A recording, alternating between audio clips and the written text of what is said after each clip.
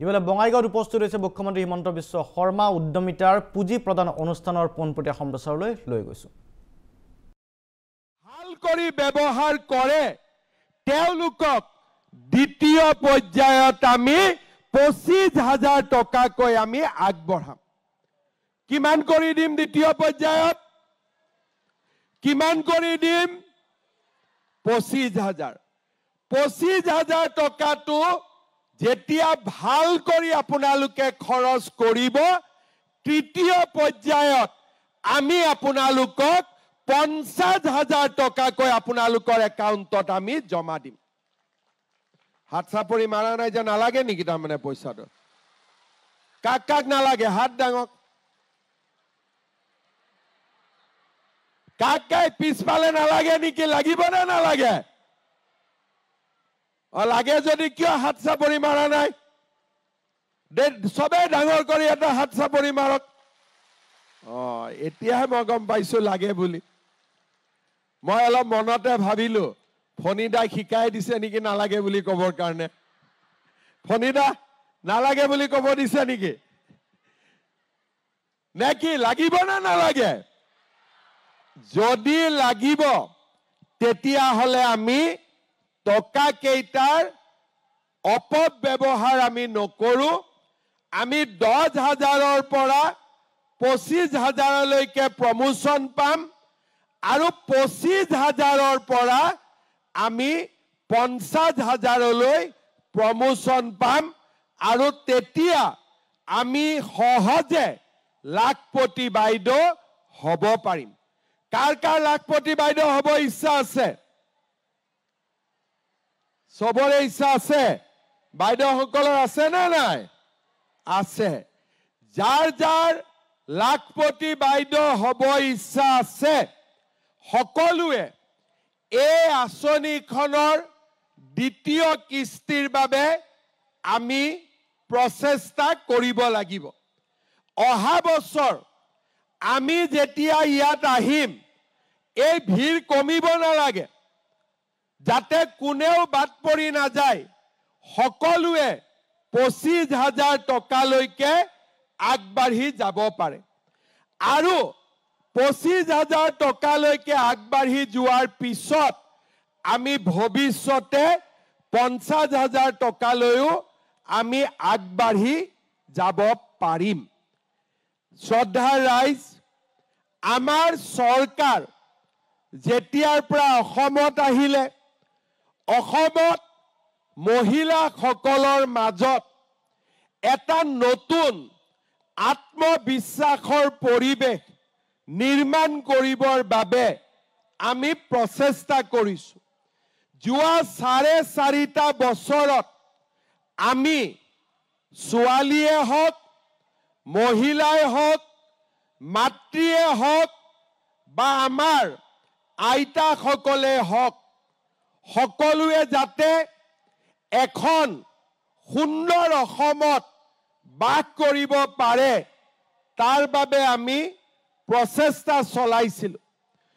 2020 চনত প্ৰথমবাৰ আমি অসমত অৰুণোদয় আঁচনি আনিছিলো যে আমাৰ দুখীয়া ৰাইজে মাহত 830 টকা কৰি লাভ কৰিব।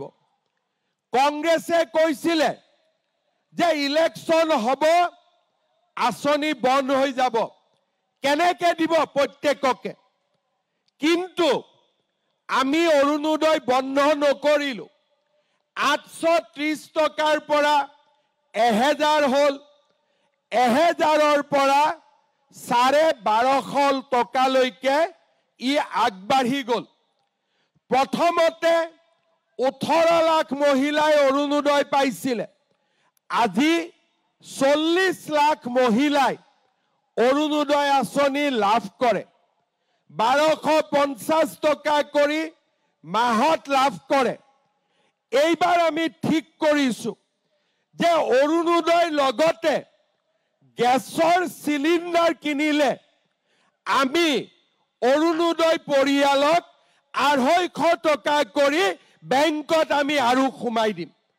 তাৰ মানে আগত 1250 টকাৰ লগত এতিয়া আৰু 250 টকা যোগ হ'ল 1 জানুৱাৰীৰ পৰা গেছৰ চিলিণ্ডাৰ কিনিলেই মোৰ একাউণ্টত 250 টকা চৰকাৰে জমা কৰিব আজি মহিলা উদ্যমিতা কংগ্ৰেছে কৈছিলে যে এইবিলাক এনে কৈছে কৰ পৰা দিব কিন্তু আজি অলপ পিছতেই আপোনালোকে হাতত চেক পাব আপোনালোকে বুজি পাব যে আমাৰ চৰকাৰখনে যি কথা কয় তাক আখৰে আখৰে পালন কৰে আজি আমাৰ ছোৱালীসকলে আমাৰ ল'ৰা ছোৱালীয়ে স্কুলত যাবৰ কাৰণে চৰকাৰৰ পৰা এখন চাইকেল পায় কলেজত নামভৰ্তি বিনামূলীয়াকৈ হয় আৰু আমাৰ যদি কলেজ আৰু ইউনিভাৰ্চিটিত ছোৱালী পঢ়ে নিযুত মইনা আঁচনি আমি লাভ কৰোঁ আৰু আজি আমাৰ সমাজত মহিলাসকলৰ বাবে পঞ্চায়ততে হওক চৰকাৰী চাকৰিতে হওক আজি আমি সংৰক্ষণৰ ব্যৱস্থা কৰাৰ কাৰণে আমাৰ মহিলা সমাজ দুপে আগবাঢ়ি গৈছে আজি আমি মহিলাৰ বিৰুদ্ধে অসমত আগতে যি ধৰণে অত্যাচাৰ হৈছিলে আজি আমি মহিলাসকলৰ বিৰুদ্ধে হোৱা প্ৰত্যেকটো অপৰাধ তদন্ত